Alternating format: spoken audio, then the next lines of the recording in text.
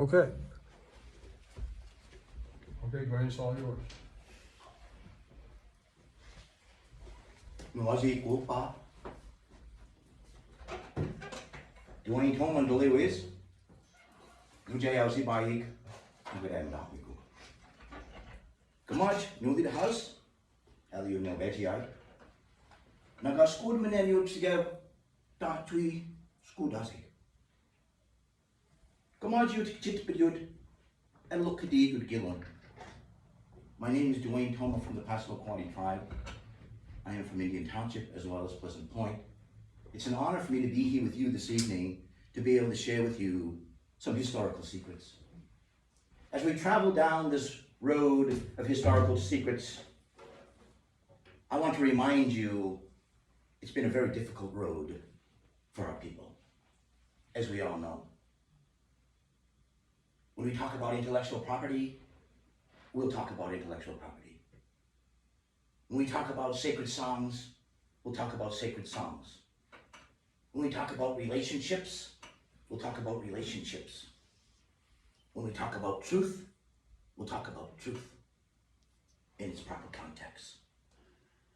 To bring people together, because a lot of these hidden secrets have been hidden in these institutions for quite some time. And what I'm about to share with you this evening is going to be enlightening for some of you, and some of you may have heard it before. As Al has mentioned, we were actually the first indigenous people in the entire world, let me say that again, in the entire world to be recorded in Calais, Maine. Wow. Amazing.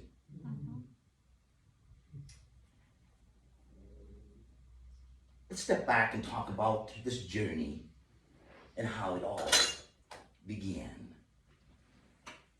As we travel down this journey, we're going to talk about a lot of cultural concepts of our people, teachings of our people that the world needs to know.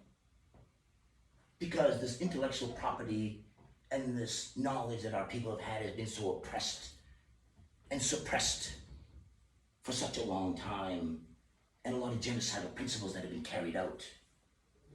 And for us to sit in a room today to talk about it in its proper context, to find out where we came from, to know where we're going.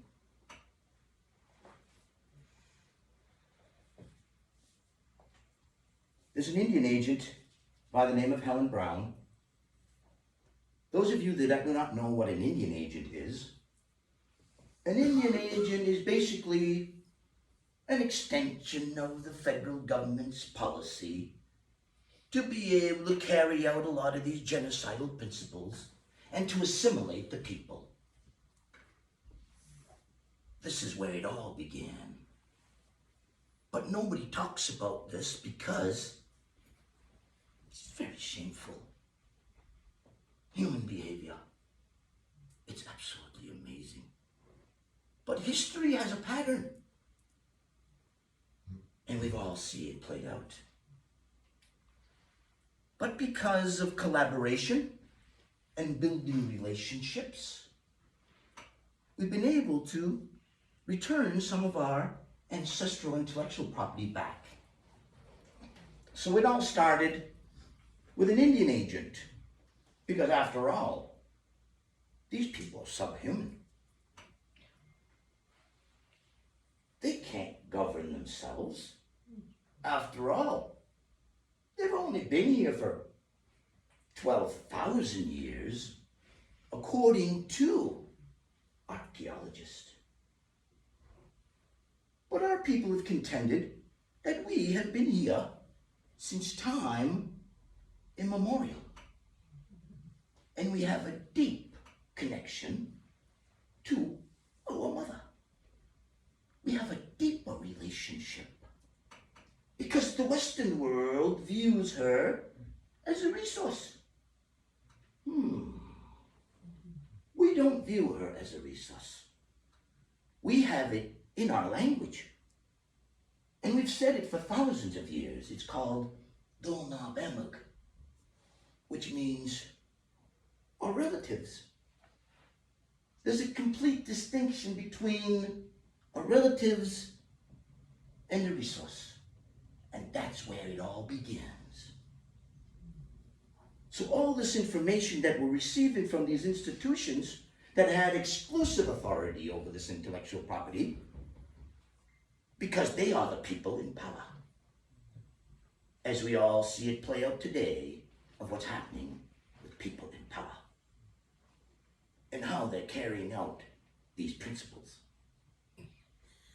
But we're not going to talk about that tonight. Just want to touch upon that a little bit because it's very important to know where we came from, to know where we're going. The first recording, by the way, Mary Hemingway also took a big part in inviting Wallace Brown and Helen Brown to Calais, Maine. So Mary Hemingway actually was the one that actually funded this particular project, you could call it, okay? So it ended up they had authority over this intellectual property. So it went to Peabody, Massachusetts, the museum's there for quite some time. And then the Folklife Center actually got involved. And then later on, 100-something years later, Congress, Library of Congress got involved. And I started transcribing all of these wax cylinders. There are 31 cylinders, by the way, about ceremonies, songs, stories of our people, all in the Passamaquoddy language. They sat on the shelves for 134 years. 134 years. A gentleman by the name of David Francis, very well spoken individual, he actually transcribed 4 of the cylinders. But for whatever reason, they had some audio issues. But because of technology, and things have really been advanced now, so they've been digitalized and enhanced. So clarity and clearness was a lot more easier once I was able to see them. When they come across my desk, the moment I heard them, I literally wept. Because I could hear my grandmother, I could hear my uncle, I could hear my aunt. Because I grew up in a language fluent speaking environment. It brought me home. So I said to myself, why have these been on the shelves for 130 years? So they tested me. I'll tell you how they tested me. They had a big book, bunch of stuff in the language. Yeah, you're going to study this. I'm looking at it. In my mind, I'm thinking, I don't need to study this. I already know this stuff. So I started telling him exactly what was in those papers. He's looking at me like, whoa.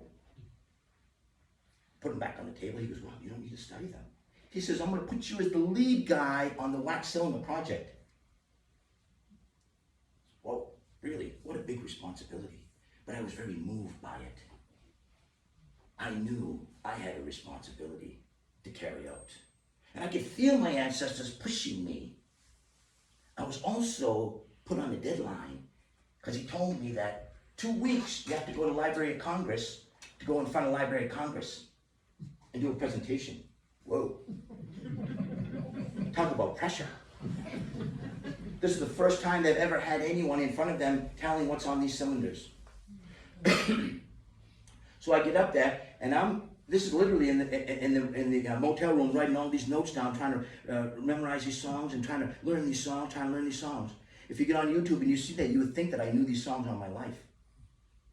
I just connected to them immediately. So I'm going to share with you one of the cylinders that when actually Jesse Walter Fewkes actually came to Calais, Maine, the anthropologist, and he was really testing this machine. Okay, so he was just testing it just to see exactly how it was going to work.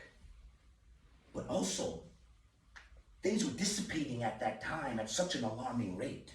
Language, land, land extractions, all these things were moving at such an alarming rate.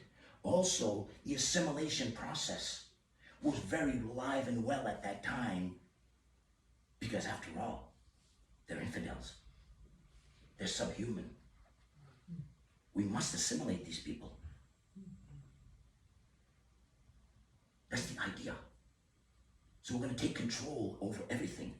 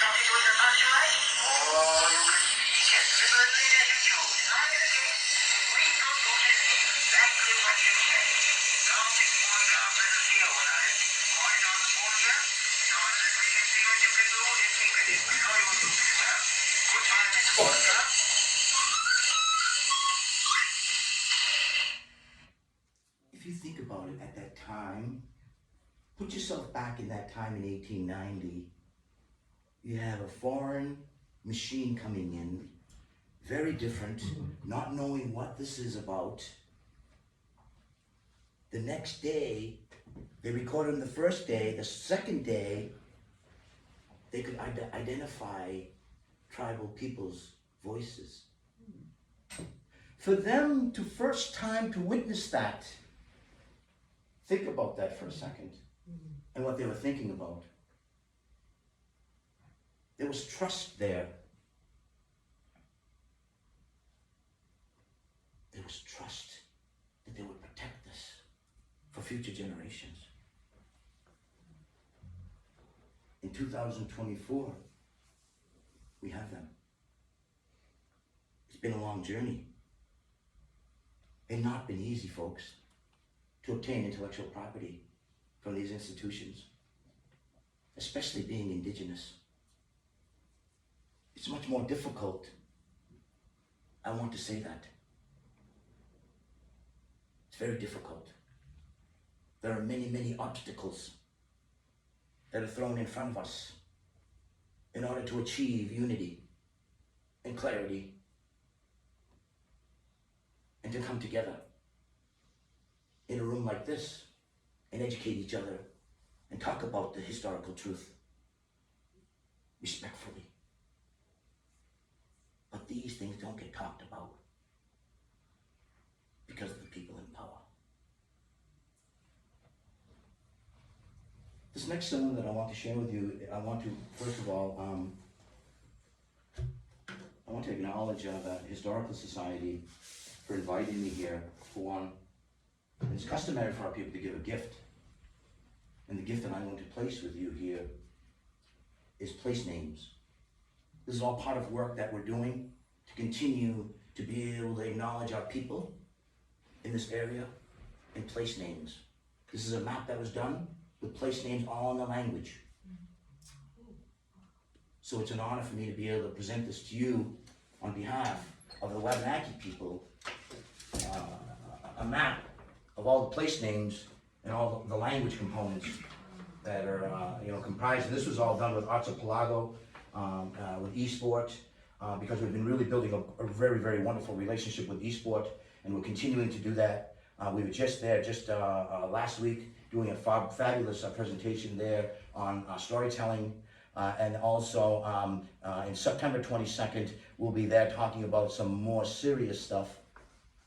And if you can make it, please come. Because I have I like to share a lot of historical truth with you when it comes to the doctrine of discovery. This is truth that nobody talks about, folks. Anyway, I can go off onto that, but thank you very much. Thank you. Thank you. Appreciate it. Absolutely. So like I said, September 22nd, come to Eastport, Maine. We'll talk a little bit about historical truth, its proper context, and the doctrine of discovery.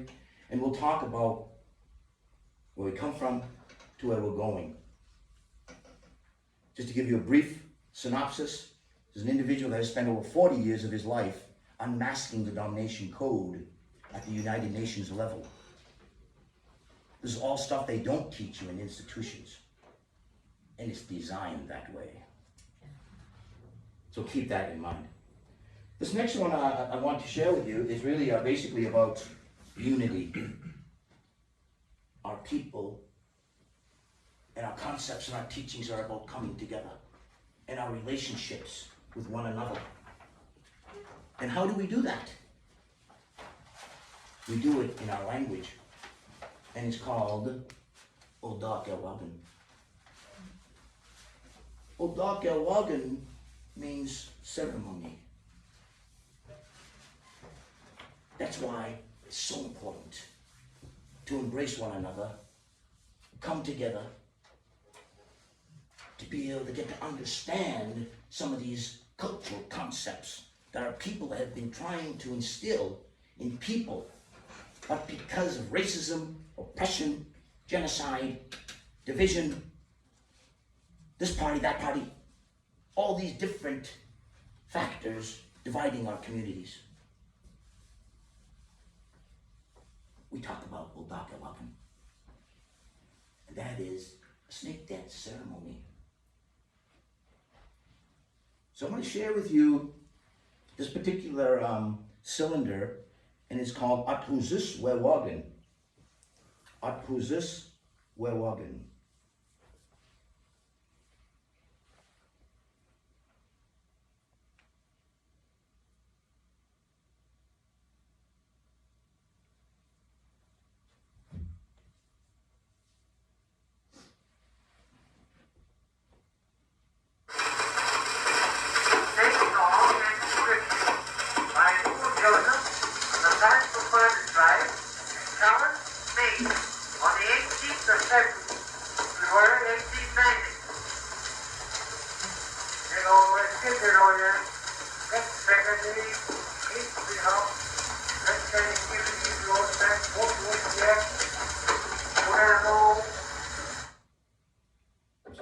I'm sorry, hold on.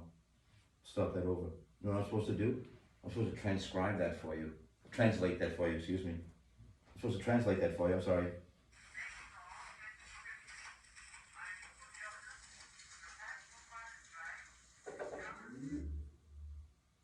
Sorry about that. I want you guys to understand this, right?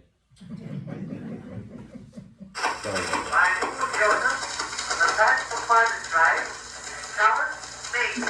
On the 18th of February 1890. Whenever our people would get together, whenever something was going to happen, we'd always get together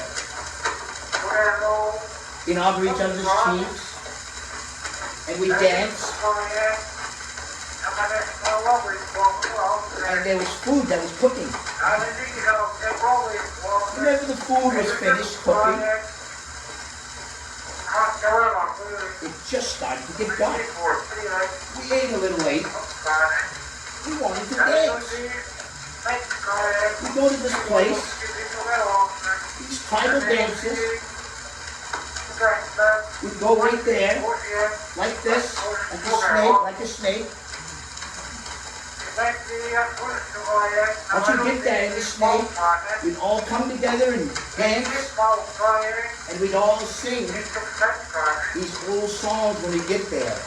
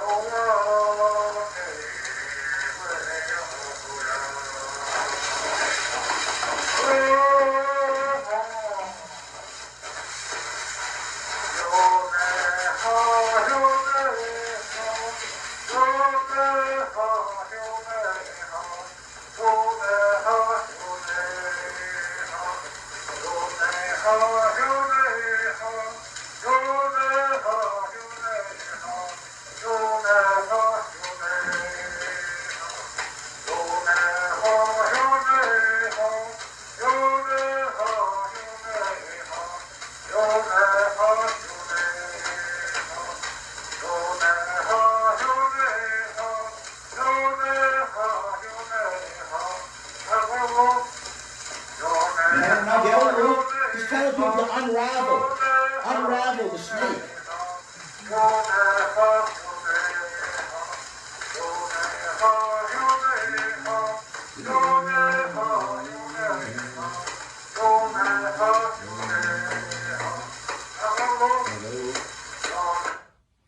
the idea was, when Dwayne Tomah, so they would designate an individual that knew these dances and songs, and he would grab a rattle. This is how they all started out. And they would go out, bringing people together, talking about common problems, uniting, eating with one another. We have guests. Include them. Everybody is included. No one is a stranger. These are all the cultural concepts that have been handed down for thousands of years.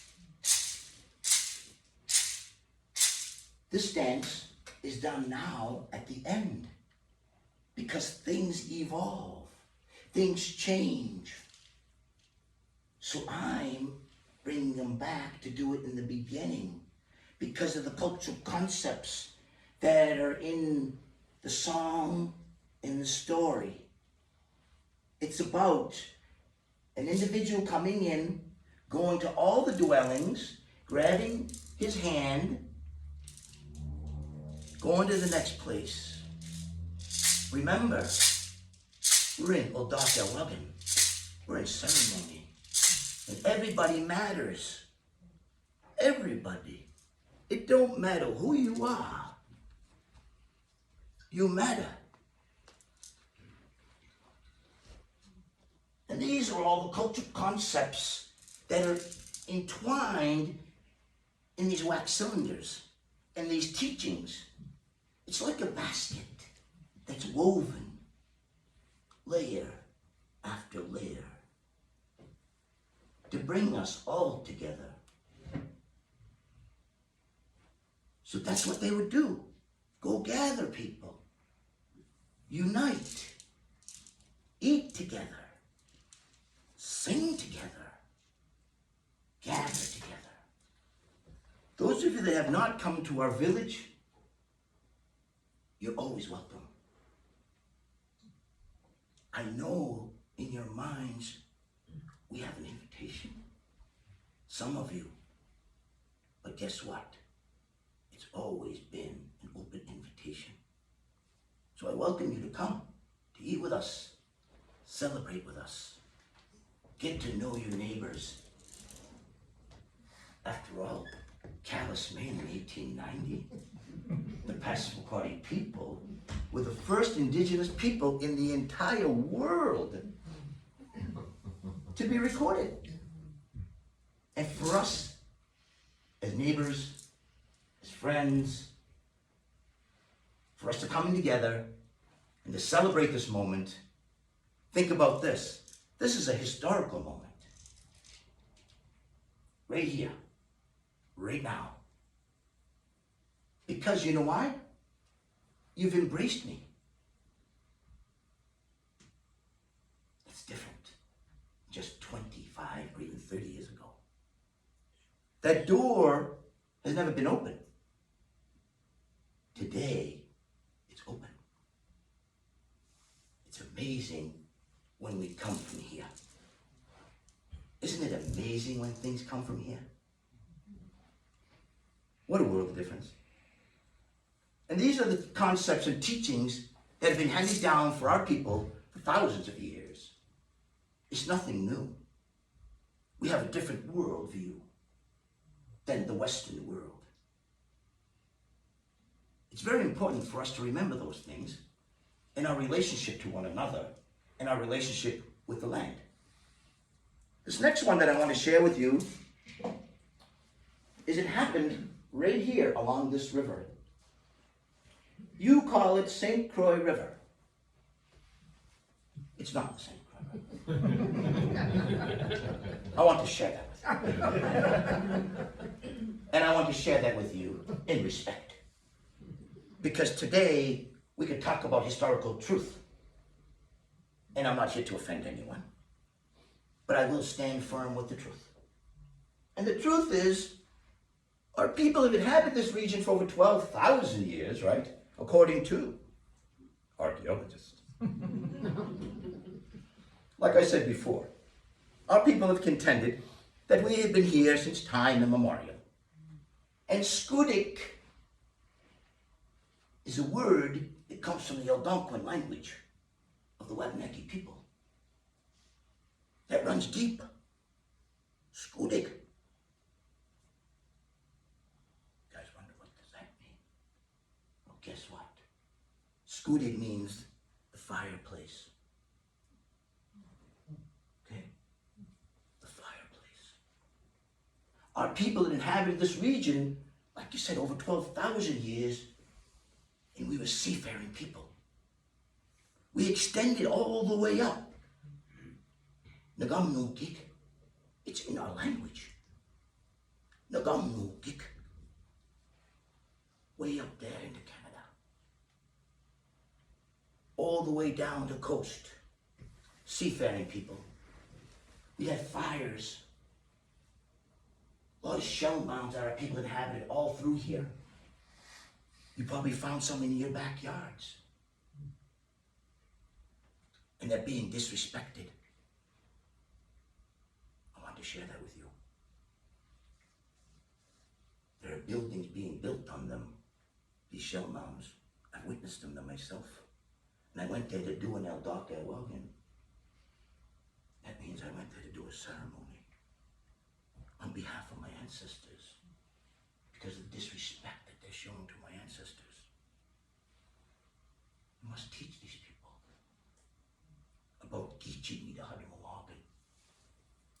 Kichimi the Hadamuwagan in our language means respect. And if you want to break that down, Kichi is the greatest. The Hadamuwagan, the thoughts I have for you. So the greatest thoughts that I have for you is the respect. That's important. These are all cultural concepts of our people that have been handed down. And this is all part of these cylinders. It's the same voice. The voice hasn't changed. The message hasn't changed. It's just a different messenger. It's about coming from here.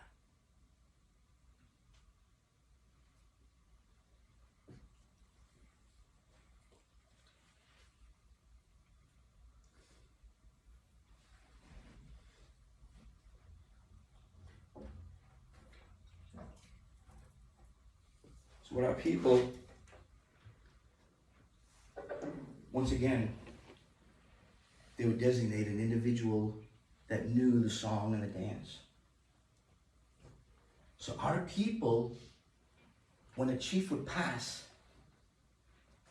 our tribal people, the Mi'kmaq, the Maliseet, and also the Penobscots, all of us, we all were a confederacy. And that's your language that you're using, confederacy. Okay? That's the language that you guys use, confederacy. We are brothers and we are sisters. And we work together.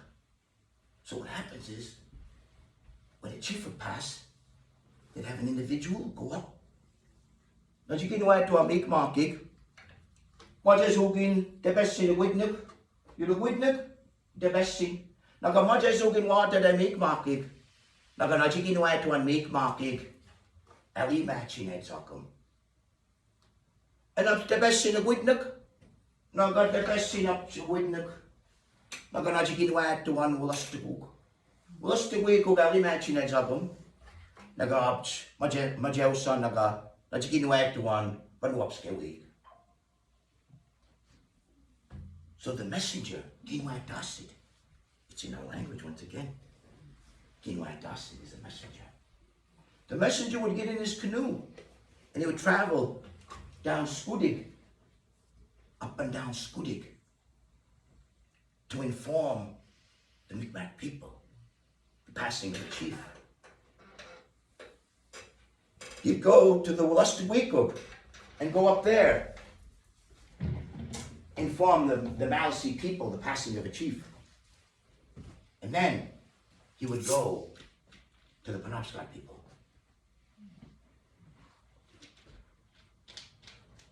And inform the Penobscot people the passing of the chief. And see the Mugwaho, Littlewuk, see the, all of them would come together. Wajezugu Dinia, Zubegwuk, Naganajikinuak, Duan Mosu Inuuk, Ali Machin and Zokum.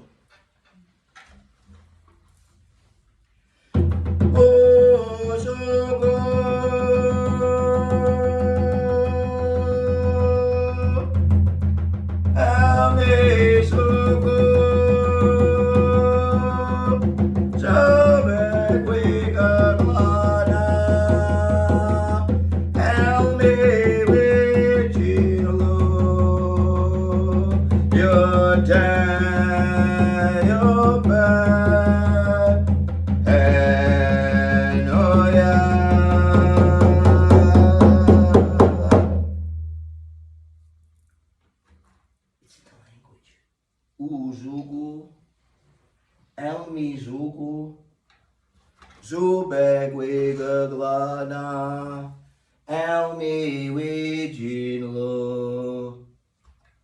Yote, Yopen, and Oya. Basically what he's saying is, we're all traveling together.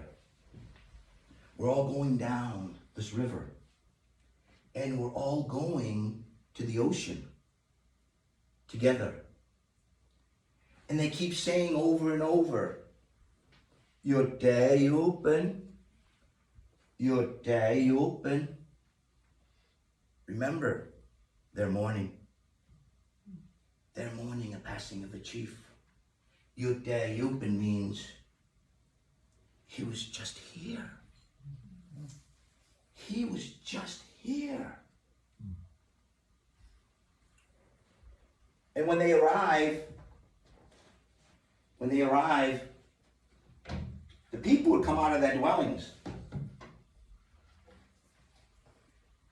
They'd all come, their dwellings, because when they go up there in their canoe, they have a white flag here,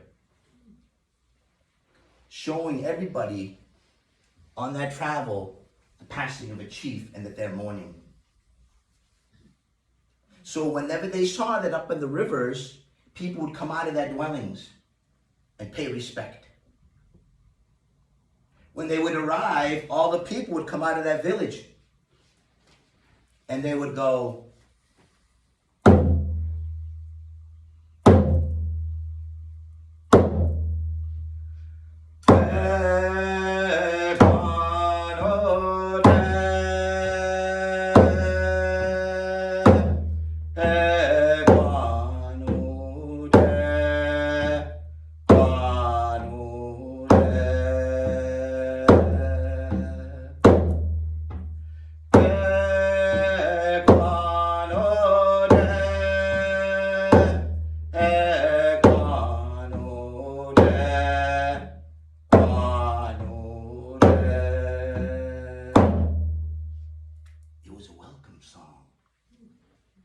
so they're welcoming everyone.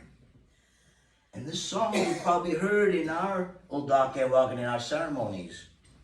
Because even when the chief would do a ceremony, when they would go and greet each other, these are the songs that they would sing. These are very, very archaic songs. Very old songs. But I also want you to know that these songs were done in secrecy. These songs were forbidden. There were laws forbidding to continue to be who we are. And guess what? Because of the resiliency. Right?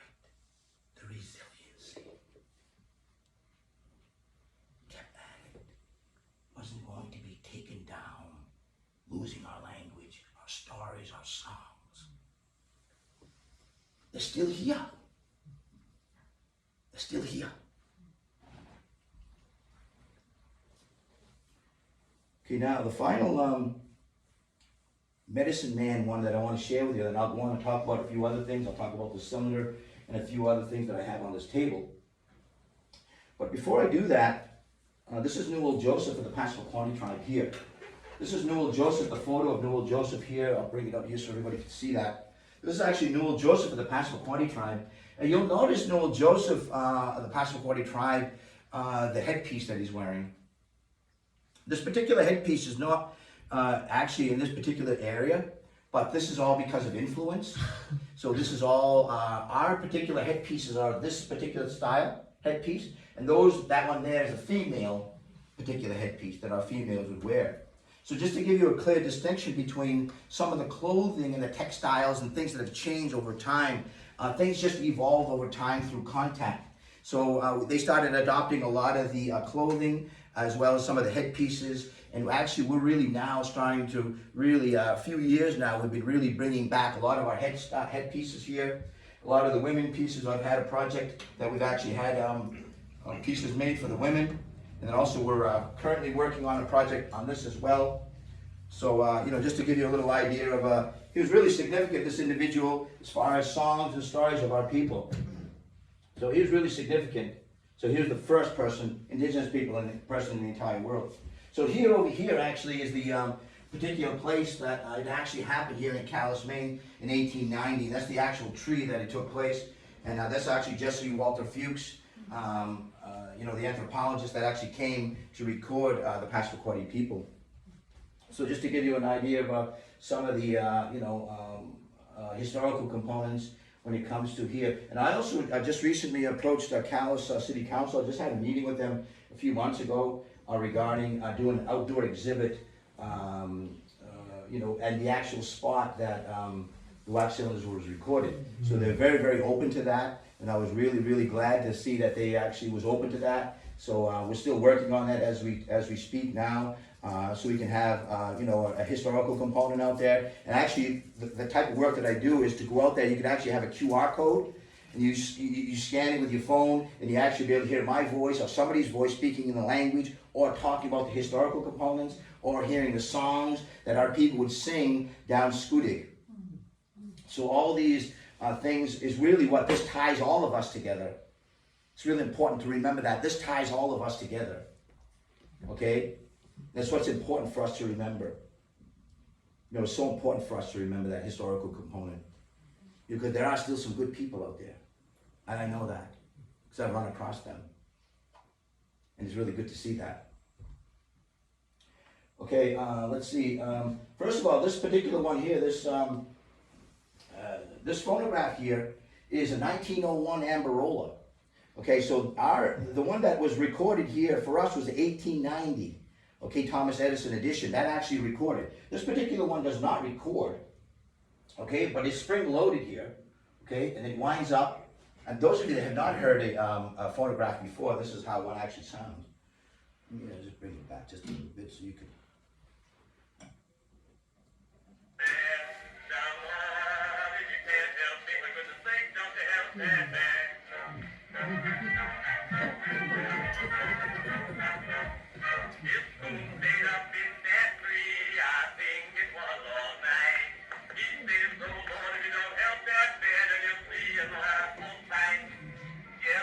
So you can imagine what the people were thinking, you know what I mean, at that time, actually listening to their voices. Really, it must have been really amazing to hear their voices. But just so you know, I also been doing a lot of work in regarding these wax cylinders, and actually met a lot of nice people regarding these wax cylinders. And I met a gentleman out of Chicago, and the gentleman actually makes these cylinders here. So I was really, really fascinated by that. So my mind starts spinning, right? So I go, listen, what do you think about the idea of maybe putting my voice on a wax cylinder? You know what I mean? So he loved the idea. So we're actually going to do that. We're going to actually put all the material that I received out of these cylinders, okay, I'm going to put them back on the cylinder and then compare them to see exactly the authenticity. And because, you know, we're really trying to get authenticity, okay? We're really trying to get all the sounds and all the proper songs of our people so they can carry it on for generations and generations and generations. It's really important to be able to do that. Okay, one last cylinder that I want to share with you, and then maybe we'll ask some questions. If you guys, we do a Q&A, and maybe I'll ask some questions. And I'll talk a little bit about these things after that, some of the things that I have here. But this next cylinder here, okay, is another one that I'm going to share. And this one here is Bizunuiski Dub. In our language, Bizunuiski Dub. That is a medicine man. Big responsibility to take care of the people. I mean, the knowledge that's being taken care of you today, where do you think that knowledge came from? Think about that for a second. Where do you think that knowledge came from when we talk about medicine? The only problem is that they've modified it in their own way. There's a clear distinction between natural medicine and modification, right? Right? But that's how things evolved. Where do you think all this knowledge came from? We don't talk about that. Oh, gee, we don't want to talk about that. But we must talk about it in its proper context. Just to go off on that a little bit. Think about Old Town Canoe for a minute. Do you guys know that all of their moccasins, where do you think they came from? The guy used to come. I heard oral stories of him coming here. The guy that started it in Indian Township and taking those patterns. They've got a moccasin line there. Where do you think they got their canoes? Idea. That's off another subject. But that ties into medicine. Same thing. So our medicine people were very, very helpful in a lot of ways. Because it's all natural medicine. And this knowledge is still being handed down. Medicine knowledge. There's still people here that carry that knowledge. And will continue to carry that knowledge. And we'll share it for free. We're not going to charge you for medicine. Did you hear what I just said? We're not going to charge you for medicine. Okay? If it comes from the earth, we're going to give it to you. How about that? Okay, we'll share this one.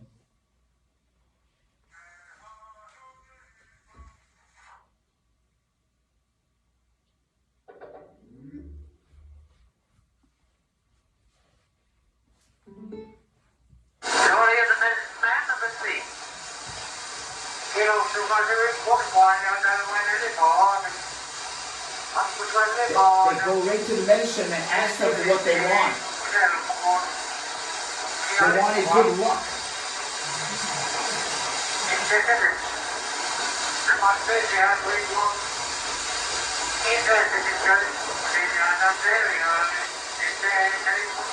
They all go around talking to each other.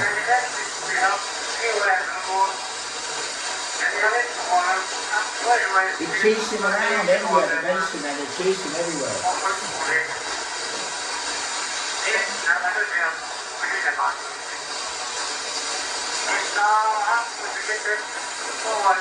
Then there was once in a while that had this other person.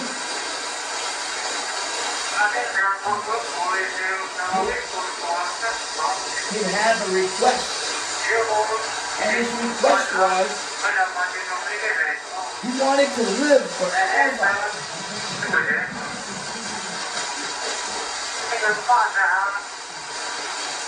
He just wanted to live forever. So these are the kind of requests that they would have to the medicine man.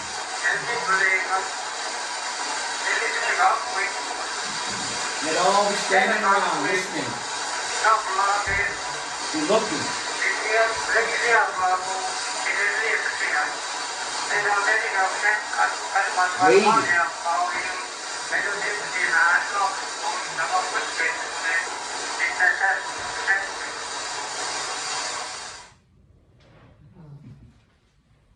But see, these are all the teachings that have been handed down for thousands of years.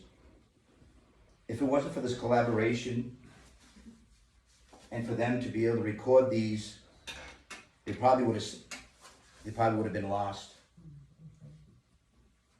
I mean, let's face it, they sat on the shelves for 134 years. Who knows how long they would have been there if I didn't transcribe them and get a deeper understanding of these cylinders and to share them with my communities and with others that are interested in hearing these stories and these concepts and these teachings that should be taught. Very important. And to be able to recognize the institutions that have had exclusive authority over this intellectual property. Right now, as we speak, folks, there are ancestors in institutions. Not only my ancestors, but your ancestors. I want you to know that we've returned 7 of your ancestors so far. And we've returned 160 of ours. There are many, many more. These are things that you don't hear about. The people that are in power, not having any respect and dignity for our ancestors. And we will return them, no matter what it takes. I promise you that. I promise that to one of the artifacts, not artifacts, but one of the human remains that we got. I just want to share with you. And I don't normally share this stuff.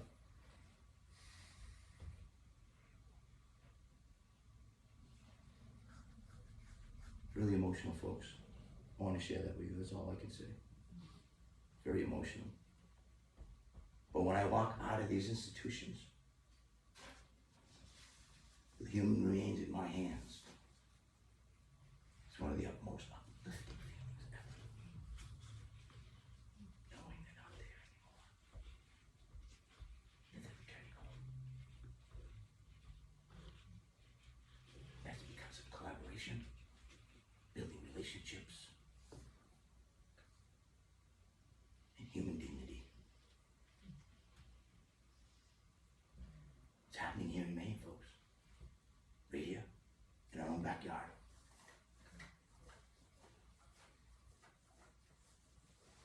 The older people are moving on to the spirit world. We need a new generation to change that paradigm. That's the only way we're going to do that. The old way of thinking, old money, speaking. And we need to come together and do what is right for one another and return your ancestors, my ancestors, and a lot of this intellectual property that we're talking about when it comes to wax cylinders. This has been quite a journey, folks. I want to tell you that. It's not been an easy task going through all the red tape that it takes to be able to return intellectual property. So keep in mind, I appreciate each and every one of you for coming here tonight to be able to share this information. And also, I really appreciate you being here tonight. I really do. This is stuff you probably haven't heard before about intellectual property, building relationships. You've heard many, many different terminologies and words that I've used. And you've heard me say racism once. We don't talk about that. It's real. And for me to be here in 2024 here in Calais, Maine, to talking with you, we're getting somewhere, folks. We're getting somewhere. Only because of people like this gentleman over here. I mean that. I got invited, and I appreciate that. You and your wife, both of you. I appreciate both of you for inviting me. I've known you guys for a long time. Like I say, I appreciate being here and sharing this information and us talk about historical truth in its proper context and to be able to navigate this language, and to be able to navigate where we go from here. Where do we go from here? And how do we recognize indigenous people and the knowledge that we bring to the table here? It's very important for us to be able to recognize that. And for us to be able to do that here. I'm very hopeful. So any questions regarding the wax cylinder or anything? I'd certainly take those. I really want to know what the St. Croix River really is. What is the name? Well, the St. Croix River, maybe about, it's all about St. Croix. You know, and ours is really about our relationship with the water. You know, because the people that are in power, as we all know, that's the reason why I think place names are so important here in what we call Maine now. The original maps show the river as being the Scoodic. The old maps It does, show the river as being the Scoodic River, not the St. Croix River. But see, that's all part of, you gotta understand too that the colonists didn't understand the language, okay? So when our people would use the language, they would think, what did he say? Right? So that it evolves over time. That's what happens. You know, it just evolves over time because there was a language barrier there. So things evolve. And that's why it's so important for us to be able to identify place names. And this is ongoing work that we're continuing to do down the state of Maine. Any other question? You'd indicated earlier that there have been advances in audiology and so forth that help clarify some of the stuff. The recordings that you played for us, were those the original ones or the enhanced ones? These are actually the digitalized and the enhanced ones. Enhanced ones? Yes. If you could hear the actually original ones, especially the ones that were on the cassette tape, I couldn't make heads or tails of them. And I was just a young fellow when I heard them anyway, you know, but, and then they just never really was, brought out after that, you know what I mean? They just, somebody actually had it and recorded it while they were there or something, I don't know how that happened. But we ended up getting, I still have that cassette tape, a long time ago, yeah. Where were those tapes of the cylinders? The cylinders were actually at Peabody, Massachusetts, Peabody Museum in Massachusetts. That's where actually they were kept. And then Folklife Center got involved, and then the Library of Congress got involved, and then, it just started, the natives actually started, the indigenous people really started getting smarter, really. Started getting to understand how they're playing this intellectual game that they were playing. So once you started coming there prepared with the best intellectual property attorneys in the country, it kind of causes a little attention.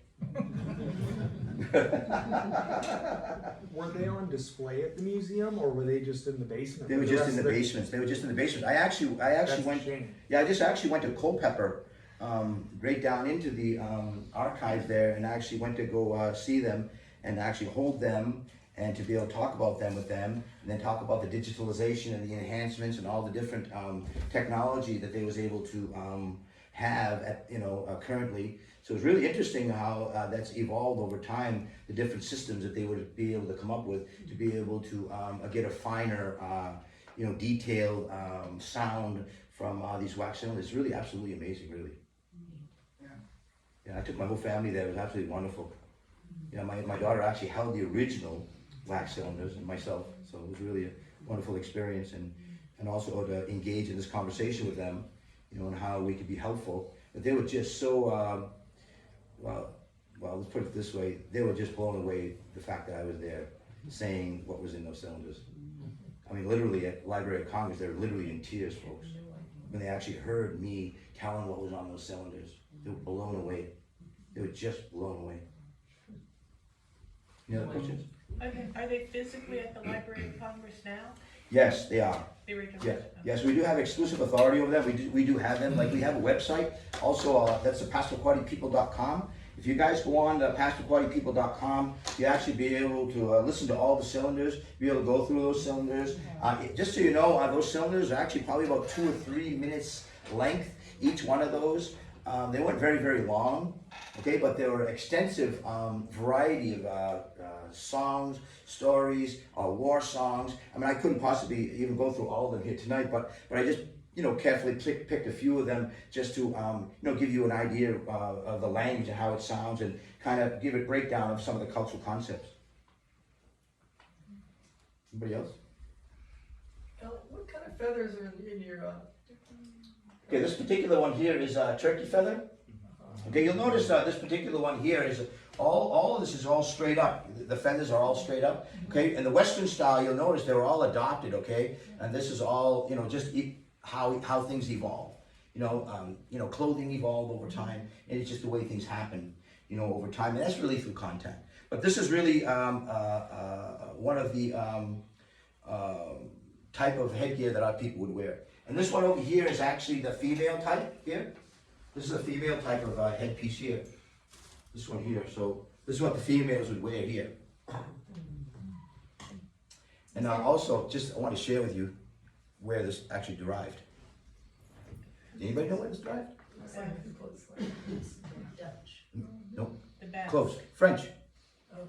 This actually came from French. Okay? Just thought I'd share that with you. Is that beading along the edge? Yes, this is all beadwork. Yes. Has the National Museum of the American Indian, have they inquired at all about these wax cylinders? No, they have not. Really? That's No. surprising, because they collect a lot of that stuff. Yeah. I've been there before. Yeah, Huh. absolutely. Dwayne, the monument you talked about, that you talked to the city council about. Yes, yes. That would be appropriate, certainly. It was a historic event when these recordings were made. Sure. Where would you put it? Well, we were thinking maybe right down, we already had a designated place right here, right in the main street here. You know where that tree that went down? Yeah, That little park right there? Okay. Right there, yeah. sort of right there. And then we was thinking about maybe having it out there, an outdoor exhibit. And then, like I said, have a QR code. And what I did with South Portland, if you guys are ever in South Portland, at the Children's Museum, we have an outdoor exhibit there, and you have Scoot-It there. Very nice. And then you have the kids, they can actually get a canoe, and they can actually travel down the canoe, and they'll stop at this place, and then they'll start hearing me singing these old wax cylinder songs. And then the kids will go, it's interactive. So the kids will go down, again, down the Scoot-It River, this other place, and this old wax cylinder song sings again, another one. So it's really interactive. It also gives them a historical overview of Calais and the wax cylinders, and it's really interactive. So these are the type of things that I wanted to be able to incorporate here in Calais, since after all, it happened here, right?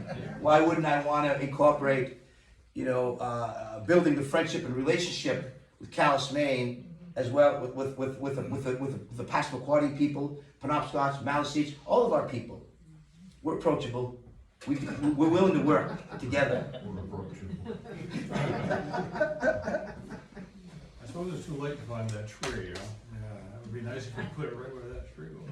Yeah. I'm sure it was we have an old map of Calais that Yeah. shows what is designated Indian Village, which is up on the river. And so we know exactly where the location of the village was, and I presume that that's where this photograph was taken. But of course, that would be too far off the beaten track for a monument. Yeah, well, I didn't want to put you on the spot on that when you said that on the village, but this is actually spot was right over there right up the street here. Was it really? Yes, it was actually right there. Okay. Yeah, right from the library, exactly. Where that tree went down, remember that big tree that went down? Okay, It's so been there for a while. how did you locate the spot? Well, because through oral history, through different people that were talking about it, it just, Okay, That was the I actual just spot. always presumed that they went up to because Yeah. the tribe members are all there, I just presumed Yeah. they went up to the village to do the No. recording, they came down. yes. Oh, okay. Absolutely. As a matter of fact, also, my friend that actually makes these cylinders right here, I sent him on a wild goose hunt. I told him, I said, listen, why don't you try to actually find the original wax cylinder machine that actually recorded it. So we're in the process of actually trying to break that down, okay? So we're traveling and we're looking everywhere to try to actually get it.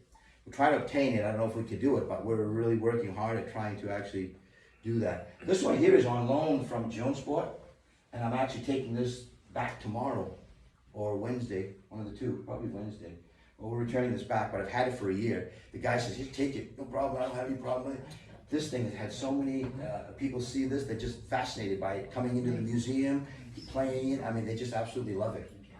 Is that the original machine in that picture? Or the Yes, recording yes, on that's the actual original machine, that's right, exactly. That was a Thomas Edison edition. This is also a Thomas Edison edition as well, so. Any other questions? And you're actually teaching the language, I understand. Yes, we're actually teaching the language online. Oh, online? Yes, and also, we're also teaching in the schools as well. And everywhere we go, really, it's an everyday thing. It's, you know, how we interact with each other. It's always a part of our social interaction. So it's really an ongoing thing all the time. And then we also have a written language, which I really, you know, written language is really has its place as far as documentation, but it's really an oral language. We don't really try not to concentrate too much on the written language too much. I mean, like I say, you know, depending on the you know, the learner and how, you know, they take in information. You know, if they want to learn that rote, we can do that too. But we kind of try to use it in the oral way. Anybody else? Thank you. Dwayne, you were at the high school for a while. Yes. Yes. Any chance that the high school could adopt classes for the education of, like you've been teaching us here tonight?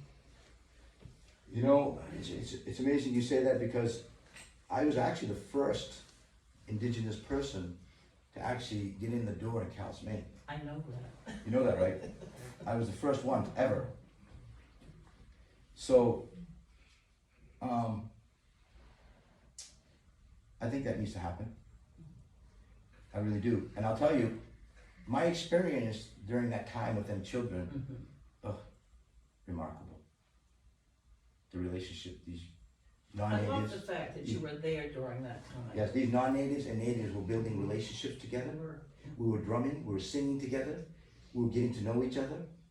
And we have that in our language. Wulina Naudol Tuuk. Wulina Naudol Tuuk means all getting to know each other.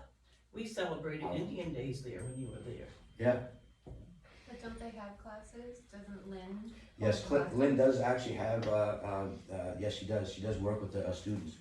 Yes, she does. I'm not sure if they do it full-time, but I think. it's is a it full-time? designated period, yeah. Yeah, I think, It's part it's, of the curriculum. yeah, it is part of that. They are doing it over there. Calais 8th grade also used to do it as well. They had Yes. their Wabanaki book. It was about that big. Yes. Any other questions? I have a comment, Sure, if I can, please. sure, absolutely. Well, thank you for inviting us to the territory. We appreciate that. And even though we have to face the borders and some of the boundaries that keep us apart, that our similar truths are the same. And one of the things that we do through the Caribou Club is to really offer back what you bring to us. What could we bring to you? Like, how do you see change with a group of people who obviously have a very strong interest in what's happening and what has happened? So you talk about a new generation happen, you still hear a lot of the same questions.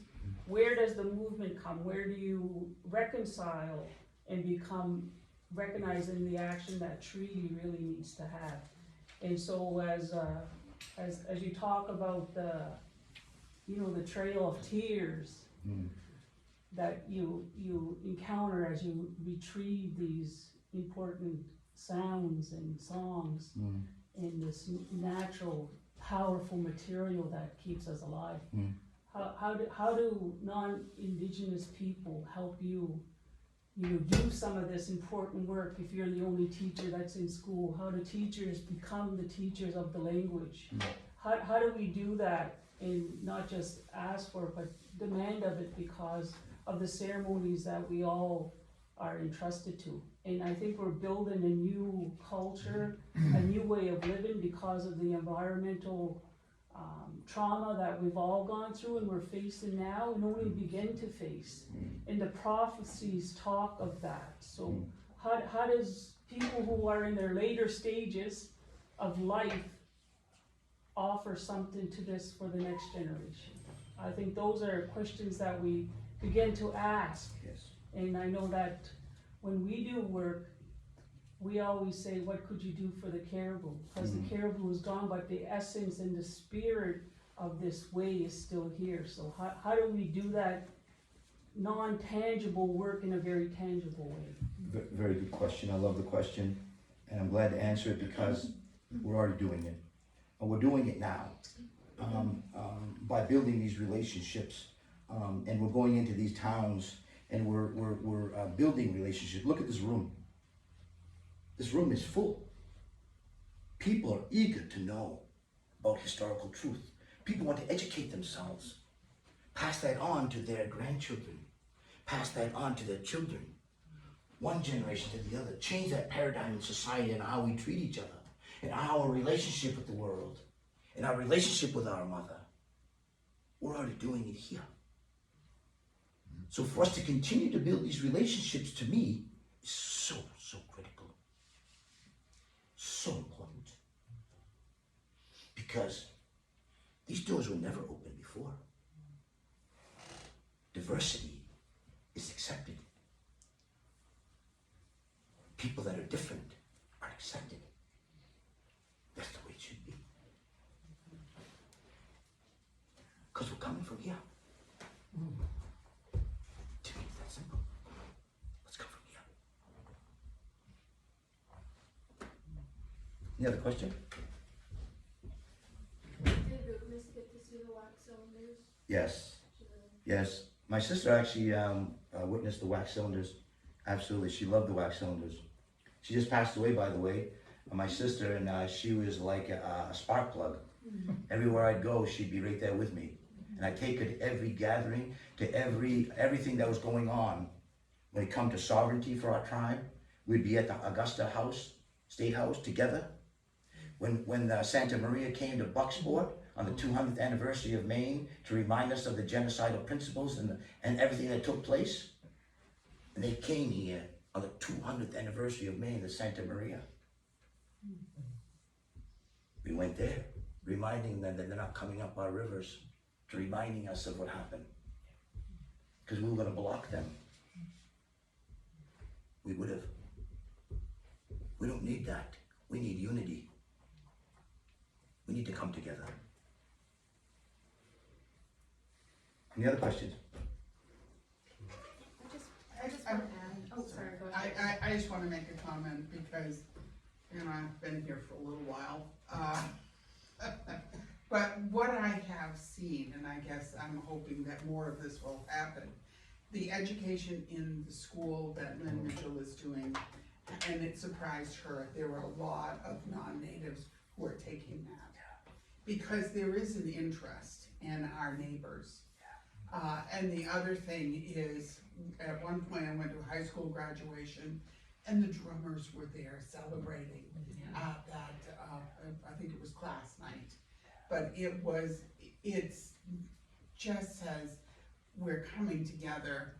There is more interaction lately that I have seen that has felt more mainstream, so that there is more of a connection, and I want to see more of it. Absolutely. Thank you for that. And I think, you know, part of this is inviting your friends, inviting your neighbors, inviting your family members to attend things, to attend Dwayne's talks. He will be speaking at the EAC. I have to push that. And to go to the museum in Zebayag, to go to Passamaquoddy Days that's held in Zebayag, to, you know, really attend to these events and introduce people to the culture. Just wanted to quickly also add that having these conversations, these uncomfortable truths that have been, you know, in secret for so long, on tourism committees, and, you know, we all sit at different tables. And even though it is not necessarily our culture, just bringing like a word of like the authenticity of what has happened. So like in regards to what we could do to assist, I think that that's really important, is to just have gentle reminders on, you know, because history tends to repeat itself, and with tourism, especially with, you know, like preserving the integrity of the land, is just reminding, you know, people of like what has happened.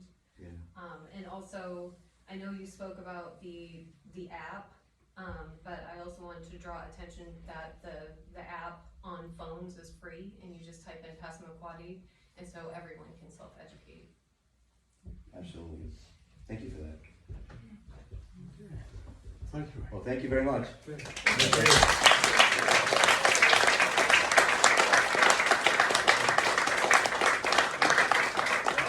are some refreshments out back. We didn't plan on this size crowd. But we do need somebody to eat it up. So if some of you at least would go out there and help yourself. And again, thank you all for coming. There you got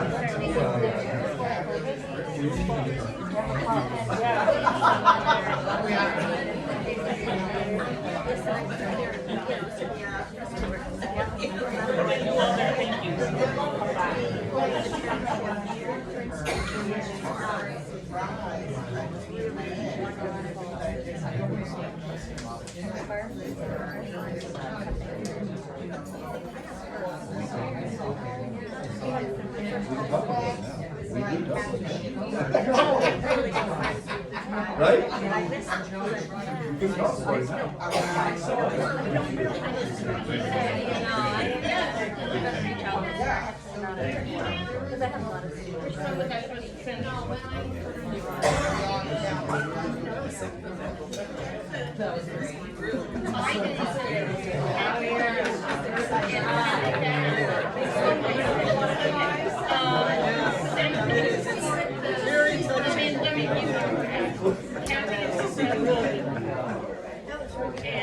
Thank you so much.